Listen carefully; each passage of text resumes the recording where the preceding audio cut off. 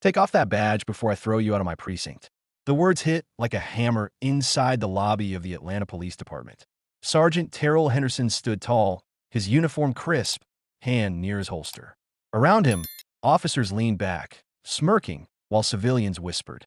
At the center stood Special Agent Renee Jefferson of the FBI, a composed black woman in her late 30s whose authority filled the room. Her federal credentials gleamed in her hand, but the lobby treated her as an intruder. Silence thickened until Renee's voice sliced through it, calm and exact. Every word you just said is being recorded by the Federal Bureau of Investigation. The room froze. Henderson's confidence flickered, but he didn't back down. You heard me, he told officers Rojas and Whitaker. Cuff her. They hesitated. Renee turned toward him. Sergeant, you're interfering with an active federal corruption investigation. My presence is lawful. Yours isn't. My precinct, my rules, Henderson said. Georgia isn't a sovereign nation, she replied. You're still in the United States. Phones rose quietly. Whitaker's voice trembled. Hands, ma'am. Renee extended her wrists. The cuffs clicked shut, loud as a gunshot. Someone whispered, she's FBI. Another answered, not here, she isn't. Walk, Henderson ordered. Renee moved, because stillness would feed the spectacle. The metal bit her wrists, sharpening her focus. Agent Jefferson, a voice called. She knew it. Do you want me to call someone? Renee didn't turn. No, Mom. Thank you. Henderson smirked. Call whoever you like. They'll get the same message. What message is that? That the FBI doesn't bully my city. At the holding corridor, Renee warned, Sergeant, you're exposing your department to criminal liability. Once again, he said, I don't care. At the booking desk, the clerk blinked. What's this? Detainment, Henderson snapped. Renee spoke clearly. Note that my credentials were presented and refused. Note also that I informed Sergeant Henderson he is obstructing a federal warrant.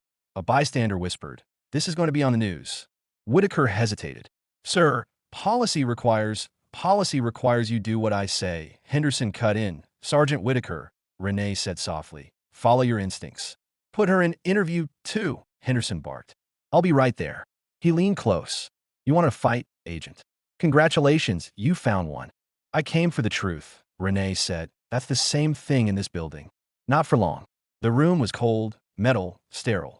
Rojas fastened her to the table's anchor. You comfortable? I'm exactly where I need to be. Back in the lobby, whispers swelled. Whitaker lingered, torn between badges. Henderson entered the interview room. You think that line about recording scared me? I decide what gets buried.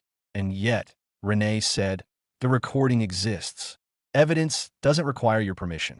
You flash that badge like people should bow. Not in my city. This isn't your city, Sergeant.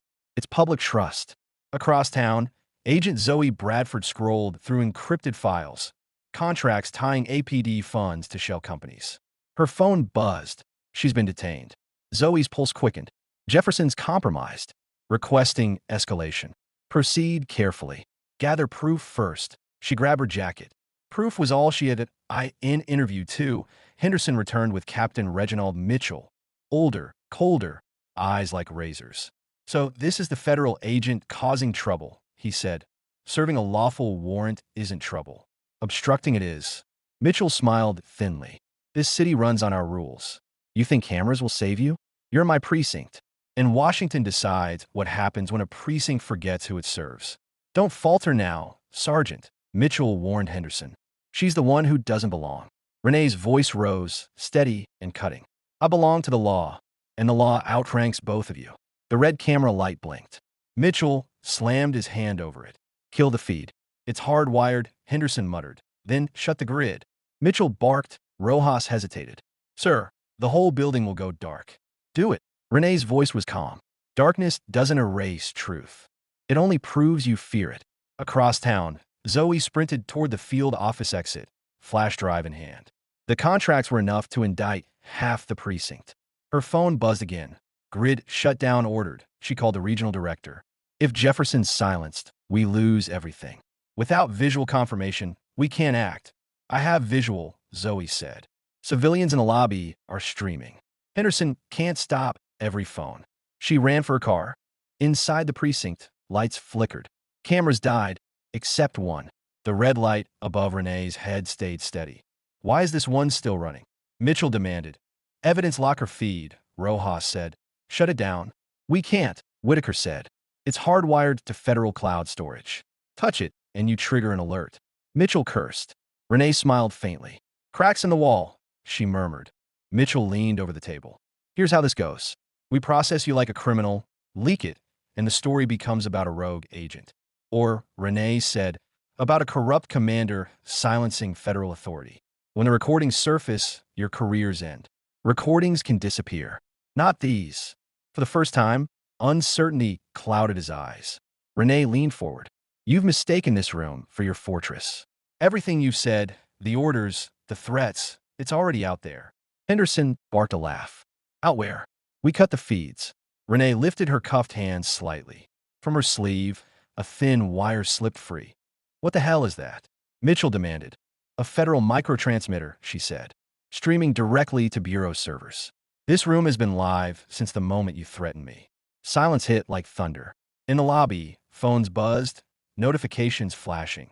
Live FBI agent detained in Atlanta Precinct. A teenager gasped, she's broadcasting. Oh my God, she's broadcasting from inside. Across town, Zoe froze as her phone lit up. She opened the secure feed. Renee's video, live and encrypted. Director, she said breathlessly, we have confirmation. The Bureau's receiving everything. Good. Hold position. We're moving in. Back inside, Henderson lunged for the wire. Renee didn't flinch. You think you can erase the truth by tearing it from my sleeve? She said quietly. It's too late. America is already watching. You think this makes you a hero? Renee's voice cut through like steel. No, she said. It makes me an agent doing her job, exposing corruption, protecting the people this badge was meant to serve. Shut it down now, Mitchell roared. We can't, sir, Rojas replied. It's on multiple channels. Whitaker's quiet words sealed it. It's over. The commander's color drained. In that moment, Renee Jefferson, cuffed and humiliated, wasn't the one trapped. Henderson and Mitchell were, and the whole world was about to see it. Sirens wailed outside as unmarked SUVs halted near the station. FBI and DOJ letters gleamed under the noon sun. Inside, Zoe Bradford strode past the detectors, a stack of warrants in hand. Federal Warrant Service, the lead agent called. Captain Reginald Mitchell, Sergeant Terrell Henderson, stepped forward. Henderson squared his shoulders. You have no authority here. Zoe lifted papers bearing fresh judicial seals. Emergency orders, evidence preservation, suspension of command, immediate custody. Whitaker's eyes met Henderson's. Rojas exhaled, raising his hands. Standing down. A ripple spread as officers withdrew their hands from belts. Sergeant Henderson, the agent said evenly, remove your weapon. Henderson unlatched the holster and placed his Glock on the desk. Mitchell emerged, face carved from stone. This circus ends in 5 minutes, he said. No, Captain, Zoe replied softly.